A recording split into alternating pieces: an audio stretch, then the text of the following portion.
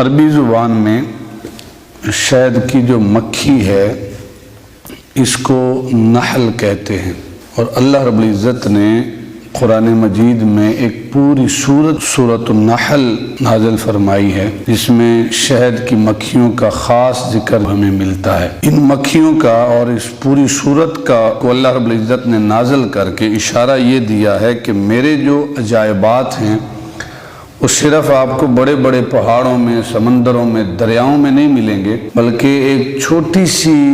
شے جس کے اوپر غور و فکر بھی نہیں کرتے، ایک شہد کی مکھی، اس کے نظام زندگی میں اگر آپ غور کریں تو اس میں بھی مومنوں کے لیے بڑی نشانیاں ہیں۔ جو شہد کی مکھیاں ہیں ان کے گھروں یعنی جو ان کے چھتے ہوتے ہیں ان کا ڈسپلن اور اتنا منظم نظام ہوتا ہے کہ پورے جس طرح ایک ملک کا ایک ریاست کا نظام ہوتا ہے اسی طرز پر شہد کی مکھیاں اپنے چھتے میں رہتی ہیں۔ کس طرح کہ یہ جو ہزاروں لاکھوں کی تعداد میں ایک چھتے کے اندر شہد کی مکھیاں ہوتی ہیں، ان ساری مکھیوں میں سے ایک مکھی بادشاہ مکھی ہوتی ہے جس کا سائز اور قد جو ہے وہ باقی مکھیوں سے بڑا ہوتا ہے، اور باقی ساری جو مکھیاں ہوتی ہیں وہ اس بادشاہ کے حکم کے حساب سے چلتی ہیں۔ وہ جو بادشاہ ہوتا ہے اس کو یاسوب کہتے ہیں، جو مکھیوں کا بادشاہ ہوتا ہے، جو قد میں اور جسامت میں باقی مکھیوں سے بڑا ہوتا ہے۔ تو یہ جو بادشاہ ہے ان کا، یہ جیسے حکم دیتا ہے باقی ساری مکھیاں اس کے حساب سے چلتی ہیں۔ میں نے ایک مکھیوں والے سے باقاعدہ پوچھا تو وہ کہتا ہے کہ جو بادشاہ مکھی ہے اس کو اٹھا کے ہم کہیں دیوار پہ رکھ دیں، درخت کے اوپر رکھ دیں، باقی ساری مکھیاں جو ہیں اڑ کے اس بادشاہ کے پاس چلی جاتی ہیں۔ اتنا ایک منظم سسٹم ہے۔ اور یہ جو یاسوب ہے یہ مکھیوں کے لیے تقسیم کار کرتا ہے، یہ ان کو کام بتاتا ہے کہ تم نے یہ کام کرنا ہے۔ ہر مکھی کی ایک اپنی ڈیوٹی ہے۔ کچھ مکھیاں ہیں جن کا کام ہے کہ اس چھتے کو تعمیر کرنا، وہ جو گھر ہوتا ہے شہد کی مکھیوں والا اس کو تعمیر کرنا۔ تو آپ کبھی غور سے دیکھیں کہ جو مکھیاں گھر کو تعمیر کرتی ہیں ان کی سوراخوں کی جو شکل ہوتی ہے وہ اتنی خوبصورتی اور یکسانیت کے ساتھ مسدس شکل کا بناتی ہیں، یعنی اس میں 6 کنارے ہوتے ہیں ایک ایک گھر جو ہے، اور اتنی خوبصورتی کے ساتھ کہ ہر زاویہ مکمل ہوتا ہے۔ کسی ماہر انجینئر جو ہے، کوئی بڑے سے بڑا آرکیٹیکٹ جو ہے، وہ بھی ویسا اگر خانہ بنائے تو پرکار اور پیمانہ اس کے بغیر بڑے سے بڑا انجینئر بھی نہیں بنا سکتا۔ لیکن شہد کی جو مکھیاں ہیں وہ اس کو لمبائی، چوڑائی، گہرائی سب بالکل آپس میں برابر ہوتی ہیں۔ تو کچھ مکھیوں کا کام کیا ہے؟ وہ گھر تعمیر کرنا۔ کچھ مکھیاں ہیں جو یاسوب کے حکم سے انڈے اور بچے پیدا کرنے کا کام دیتی ہیں، اور ان کا کام ہے بس وہی کرنا۔ وہ انڈے اور بچوں کے علاوہ پھر اور کوئی کام نہیں کرتی، وہ اپنے کام کے اوپر فوکس کرتی ہیں۔ کچھ مکھیاں ہیں جن کا کام ہوتا ہے پانی پلانے کا، وہ پانی پلاتی ہیں۔ کچھ مکھیاں ہوتی ہیں جن کا کام ہوتا ہے کہ پہرے داری کرنا، چوکی داری کرنا، حفاظت کرنا، اور وہ ہر لمحے الرٹ کھڑی ہوتی ہیں۔ کوئی مکھی دوسرے چھتے کی دوسرے چھتے میں نہیں آ سکتی، اور اگر کوئی آتی ہے تو فوراً اس پہ حملہ ہو جاتا ہے۔ یعنی شہد کی مکھیاں جو ہیں ان کا تو ایک سسٹم ہے، جس کا جو کام ہے وہ وہی کرتا ہے۔ تو احباب وقار پھر کچھ مکھیاں ہیں جو پھولوں کا رس چوستی ہیں، اور وہ چوس کر لا کر شہد کا خزانہ اکٹھی کرتی ہیں، سینکڑوں میل دور جاتی ہیں، وہاں سے پھلوں کا رس لیتی ہیں اور واپس آ کے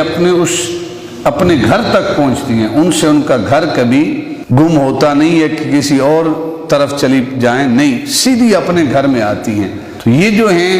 یہ ساری مکھیاں جو پھلوں کا رس نچوڑ کے لاتی ہیں، یہ مختلف رنگوں کا پھر شہد بناتی ہیں ہر موسم کے حساب سے۔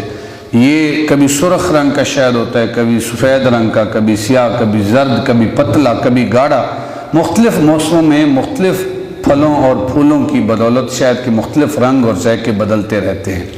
اور پھر احباب وقار یہ جو شہد کی مکھی ہے یہ آپ نے دیکھا ہوگا کبھی نیچے اپنا شہد کا چھتا نہیں تعمیر کرتی، ہمیشہ بلند پہاڑوں کے اوپر جہاں عام بندے کی رسائی نہ ہو، درختوں کی بلندیوں پر یا چھتوں کے اوپر یہ اپنا مکان تعمیر کرتی ہے، اپنا گھر تعمیر کرتی ہے۔ اور پھر ان مکھیوں کے اندر جو باغی مکھیاں ہوتی ہیں نا جی، جو حکم نہیں مانتی، تو یعصوب ان کو مناسب سزائیں بھی دیتا ہے۔ جو کام نہیں کرتا یا جو حکم عدولی کرتا ہے، جو بادشاہ ہے، وہ ان کو باقاعدہ سزائیں دیتا ہے، اور بعض اوقات قتل کا حکم بھی دیتا ہے،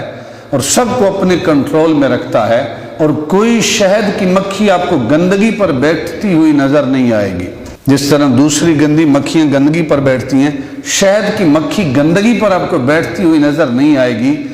اس لیے کہ اگر کوئی بیٹھ بھی جائے تو ان کا بادشاہ جو ہے وہ ان کو سزا دیتا ہے اور ملک بدر کر دیتا ہے، اپنے چھتے سے اس کو نکال دیتا ہے کہ تو گندگی کے اوپر بیٹھی ہے۔ اب ذرا قرآن کی طرف آئیں، وَأَوْحَى رَبُّكَ إِلَى النَّحْلِ، کہ تمہارے رب نے شہد کی مکھی کی طرف الہام فرمایا، کیا أَنِ اتَّخِذِي مِنَ الْجِبَالِ، کہ تو اپنا گھر بنانا، بیوتن، اپنا گھر کہاں بنانا؟ پہاڑوں کی چوٹیوں کے اوپر، وَمِنَ الشَّجَرِ وَمِمَّا يَعْرِشُونَ، اور درختوں کی بلندیوں پر، وَمِمَّا يَعْرِشُونَ، اور جو چھتیں ہیں ان کے اوپر اپنا گھر بنانا، ثُمَّ كُلِي مِن كُلِّ الثَّمَرَاتِ، پھر ہر پھل میں سے اس کا رس نچوڑنا، وہ کھانا، فَاسْلُكِي سُبُلَ رَبِّكِ ذُلُلًا،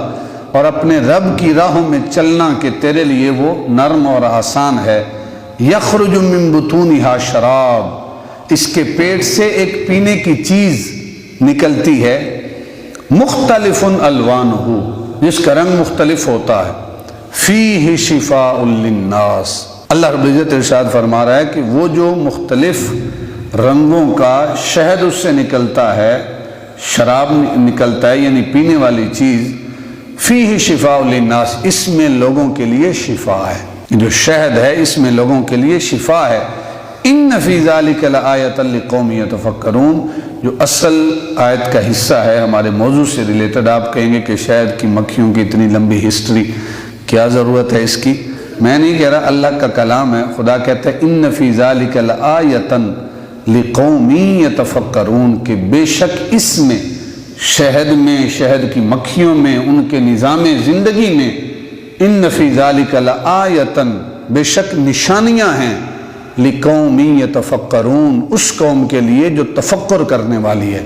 جو غور و فکر کرنے والی ہے۔ اگر انسان اس شہد کی مکھیوں میں غور و فکر کرے تو انسان کہتا ہے کہ بغیر کسی بادشاہ کے ایک شہد کی مکھیوں کا چھتا نہیں چل سکتا۔